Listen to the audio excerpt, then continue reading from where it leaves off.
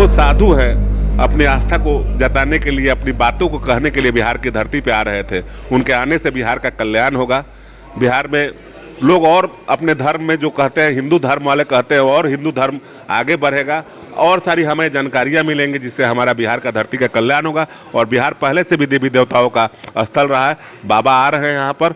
मुझे पूरा विश्वास है कि बाबा को चाहने वाले लोग, धीरेंद्र शास्त्री को चाहने वाले लोग बहुत लोग हैं। वो नौबतपुर में जब उनका प्रोग्राम होगा तो गांधी मैदान से ज़्यादा भीड़ होगा।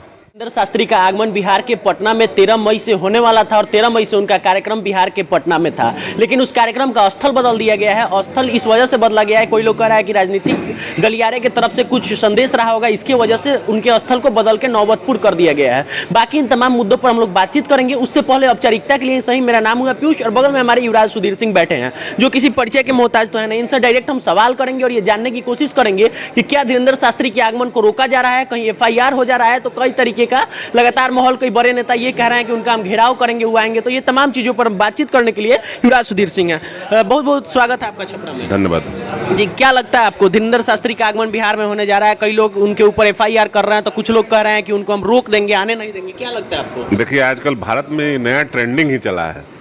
ये ट्रेंडिंग क्या चला है कि भारतीय जनता पार्टी है वो कहती है कि हम हिंदू हैं, और जो भारतीय जनता पार्टी की विपक्ष की पार्टियां हैं वो कहती है कि मुझे मुस्लिमों का वोट चाहिए। तो वो लोग अपना राजनीतिक स्वार्थ साधने के लिए दोनों दल ऐसी विवाद को पैदा कर रहे हैं। मैं इसलिए बहुत दुखित हूं कि साधु संत युगों युगों से आ रहे हैं, और बागेश्वर धीरेंद्र शास्त्री जो हैं, बागेश्वर बाबा, वो कोई नेता नहीं है, कोई पॉलिटिकल मैन नहीं है। वो साधु है, अपनी आस्था को जताने के लिए, अपनी बातों को कहने के लिए बिहार की धरती पे आ रहे थे। उनके आने से बिहार का कल्याण होगा। बिहार में लोग और अपने धर्म में जो कहते हैं, हिंदू धर्म वाले कहते हैं, और हिंदू धर्म आगे बढ़ेगा और सारी हमें जानकारियां मिलेंगी, जिससे हमारा बिहार का धरती का कल्याण होगा। और बिहार पहले से भी देवी देवताओं का स्थल रहा है। बाबा आ रहे हैं यहाँ पर। मुझे पूरा विश्वास है कि बाबा को चाहने वाले लोग, धीरेंद्र शास्त्री को चाहने वाले लोग बहुत लोग हैं। वो नौबतपुर में जब उनका प्रोग्राम होगा तो गांधी मैदान से ज़्यादा भीड़ होगा। तो लेकिन जो FIR उनके ऊपर आने से पहले किया जा रहा है कि वो आएंगे तो उनको जेल भेज दिया जाएगा, ये तमाम चर्चाएं बिहार में चल रही है, इस पर क्या आपकी प्रतिक्रिया है? ये मैं पहले भी बता चुका हूँ कि पॉलिटिकल स्टंट है। ये लोगों को भ्रम में डालने का स्टंट है कि ये मुस्लिम समाज को ये मैसेज दिया जा रहा है कि आपके हम हितैषी हैं, कि आपके लिए हमें आवाज़ उठा रहे हैं। लेकिन मुझे लगता है कि यह गलत है। अगर कोई ऐसा बात नहीं है कि धीरेंद्र शास्त्री आ रहे हैं तो वो राक्षस है, आकर मुस्लिम समाज के लोगों को खा जाएंगे। वो अपनी बातों को कह कर चले जाएंगे। वो नेता नहीं ना है, वो साधु है। साधु को ने जुगों जुगों में भगवान राम भी, भगवान कृष्ण भी, ये सभी लोग साधु का इज्जत करते थे। भगवान कृष्ण तो साधु के बातों पे ही चलते थे। तो साधु को इज्जत करना चाहिए। जो साधु का इज्जत नहीं करता है वो अपने धर्म को बेइज्जत करता है। दो पक्षों में बटा हुआ है बिहार का लोग, मतलब बिहार का राजनेता कहे यूं ही, तो दो पक्षों में बटा हुआ है। एक पक्ष ये कि बागेश्वर धाम वाले बाबा हिंदू मुस्लिम करने में लगे हुए हैं, और दूसरा पक्ष ये कहता है कि बागेश्वर धाम वाले बाबा किसी धर्म को नीचे नहीं दिखाते हैं और अपने हिंदू धर्म का परचम लहराने में लगे हुए हैं। तो आप की सो रहे हैं? निश्चित है कि आप हिंदू हैं ना, तो आप अपने धर्म को नीचा दिखाइएगा? कोई नहीं दिखाएगा। तो ऐसा कोई अपने धर्म को नीचा नहीं दिखाता है। तो बागेश्वर बाबा अगर हिंदू की बातों को कहते हैं तो मेरे नज़र में वो गलत नहीं है, मेरे नज़र में वो अच्छे हैं। कहना चाहिए उनको, बाबा को।